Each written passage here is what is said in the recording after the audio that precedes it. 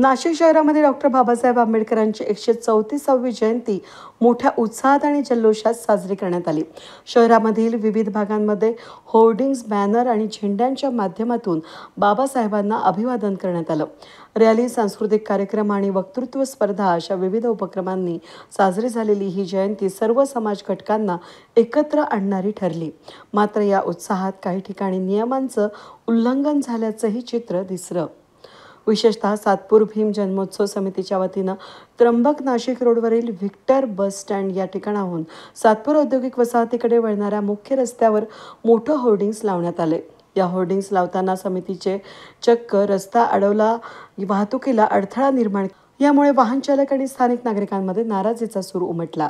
बाबासाहेब आंबेडकरांच्या कायद्याला डोक्यावर घेऊन नाचणारे त्याचं उल्लंघन केलं जात असल्याचं यावरून दिसून येतं। विशेष म्हणजे हे होर्डिंग नाशिक महानगरपालिकेच्या नाकावर टिचून आणि विभागीय कार्यालयाच्या हाकेच्या अंतरावर उभारण्यात आलेलं असलं तरीही ना महानगरपालिका प्रशासनानं कोणतीही कारवाई केली, ना पोलीस यंत्रणेला याबाबत जाग आली।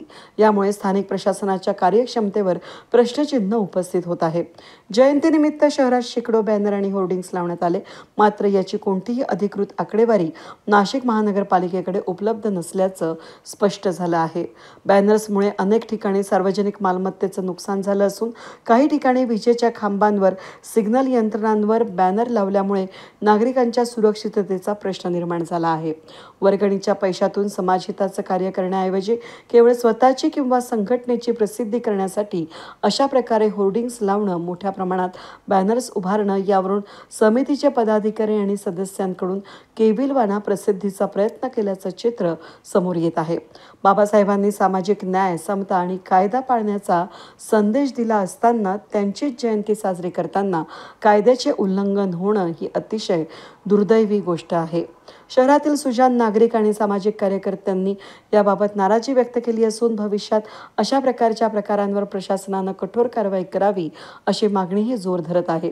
जयंती उत्सव म्हणजे सामाजिक एकोपा वाढवणारा, प्रेरणादायी ठरणारा प्रसंग असतो, मात्र नियमांचं उल्लंघन करून केलेल्या सजावटीनं या उत्सवावर नकारात्मक छाया पडते, हे प्रशासनावर आयोजकांनी समजून घेणंही गरजेचं आहे।